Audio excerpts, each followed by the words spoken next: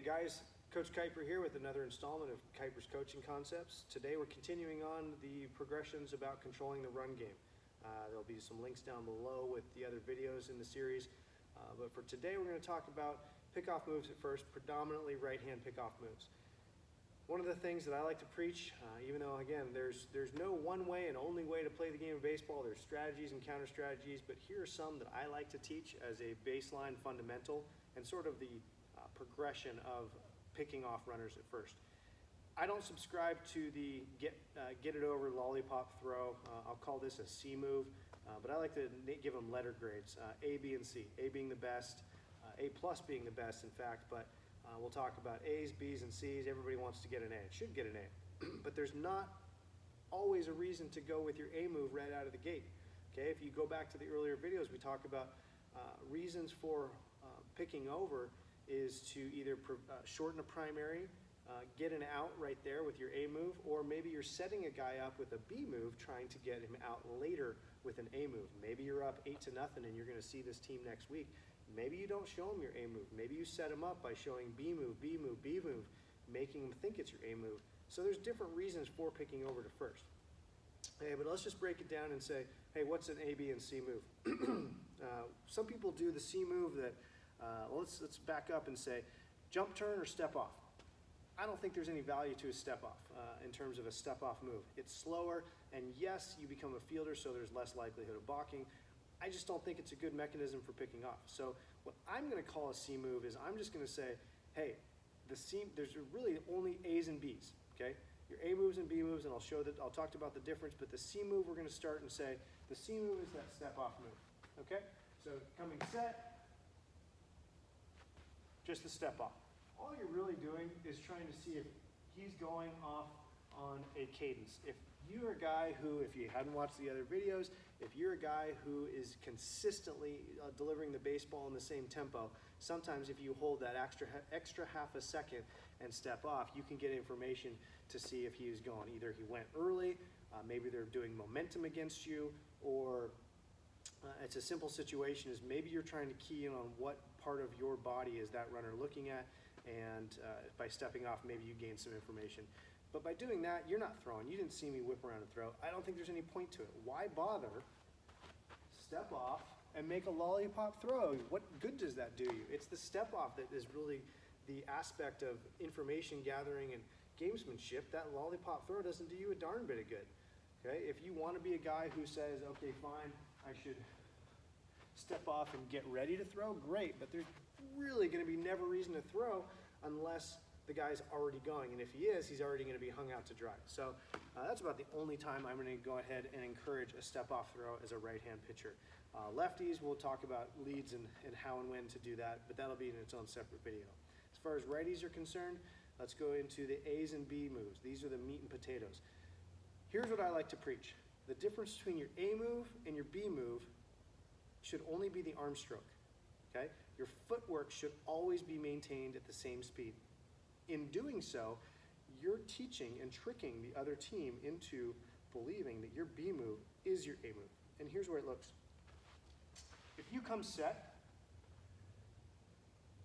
and hop with fast feet, and you do fast feet every time, no matter if it's your good or your bad move, then they don't know the difference. So no more of these bad moves. Let's just call them A's and B's. And you could be able to pick guys off with your B's. But when you're doing a B move, it's fast feet with the jump turn. I'm not going to get into the mechanics of the footwork turn. Let's just call it a 90-degree turn for right now. Make sure you're gaining a little bit of ground. I think you guys all know the gist of that one. But when you're doing your jump turn, think about, let's just go here. If you're coming thumb to thigh. If you go thumb to thigh, you're creating a big, long arm stroke. And that arm stroke takes time. It takes time in order to get that ball all the way through this arm stroke, and the runner starts to acclimate to the amount of time it takes for you to deliver that baseball over to first. So again, thumb to thigh with a B move. Jump turn, thumb to thigh, and throw. Okay? You do that enough times, and he starts to figure out how far he can get off. Okay, that's a B move. Your A move, now we just shorten that down. Same feet, don't speed anything else up. Same feet. That was a little bit down. Same feet, now we're going thumb to ear. Okay? B move, thumb to thigh. A move, thumb to ear. So let's see it again. B move, thumb to thigh, thumb to hip. A move, thumb to ear. Gain some ground. It's almost a dart throw. Make sense? One more time. Boom. Okay? Your feet are the same. No matter whether you're doing a B move, you're doing an A move, your feet are the same. You're shortening the amount of time that it takes for the ball to get over there simply by changing your arm stroke. If your feet look the same and you're doing your B, your B, your B, and then an A, B, A, B, B, A, they don't know when and why. Everything looks the same over there. Same feet, same foot speed. And that way you're also not changing the tempo of your feet when you're trying to do something different to make it faster and better.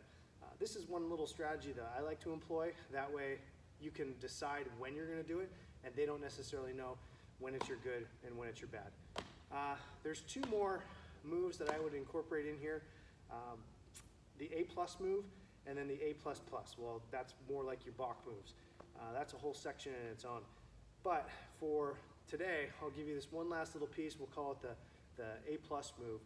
It's more of a wrist position, and it's just a tiny little thing, but if we talked about going with that A move and thumb to ear, one thing that you can do is you should preset. You're going to have a pretty good idea that you're already going to first. You know you're going to first. So when you come set, if you're doing that thumb, if you're going up here and you're going to throw over and throw a dart, sounds silly, but let me remove my glove. If I'm here when I'm picking, okay, why not? If I take this hand away to show it. If I'm coming set, this ball here, if I know I'm going to pick, turn the ball. You might consider turning the ball towards first. It's just this tiny little thing, but if you come set here and instead I'm here, whoop, I can now make a dart throw, just a tiny little fraction. I know it's not going to be a game changer necessarily in terms of how much faster it's going to get over there, but it's just some tiny little thing. If you feel comfortable making a dart throw, instead of having to go through and pull back, you could potentially take the ball from here with your hop turn and ball be on its way. I think we're going to leave it at that for right now. I'll get into the balk moves in another video. There's a lot of information there that comes to how you pitch, but let's leave it at there, and thanks for listening, and take a look at the links below.